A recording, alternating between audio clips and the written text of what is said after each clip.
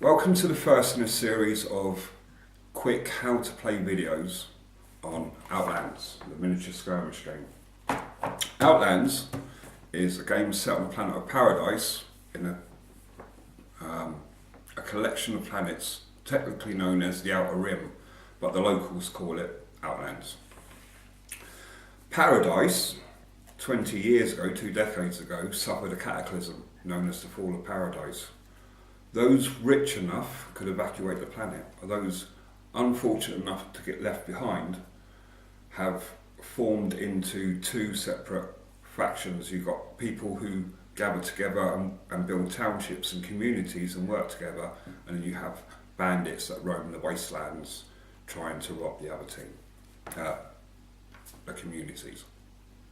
Shortly after the Fall of Paradise, a strange crystal started to appear. Now these crystals have magical properties and they're very, very valuable. Certain individuals will gang together to try and collect these spice crystals and cash them in for rewards or use them to put magical properties onto their weapons. But of course, there was always another gang trying to collect the crystals at the same time. So that's the very, very basics of Outlands. That's the background to it. You can use any setting you want with Outlands, any miniatures and any scenery. You can make up your own story to it, give your own war bands their own narrative, and do basically what you want. That's our own little background story.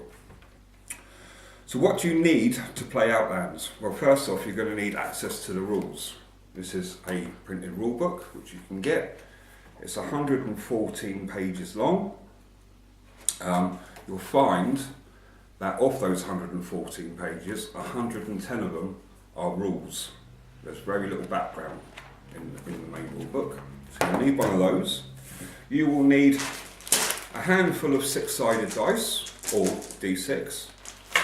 You will need a tape measure, marked out in inches.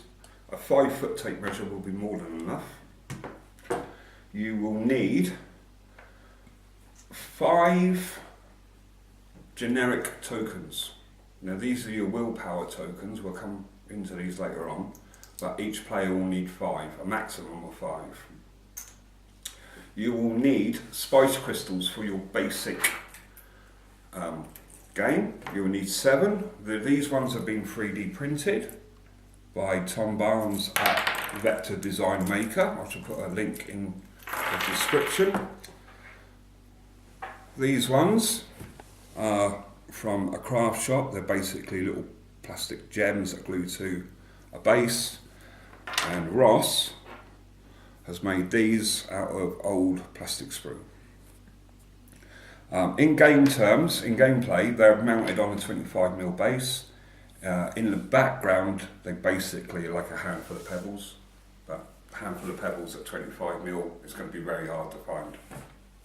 You will also need character sheet, which you can find in the rulebook. You can also download it from our Facebook page. A smart cookie will put the character sheet inside a plastic sleeve. We'll come to that in a minute.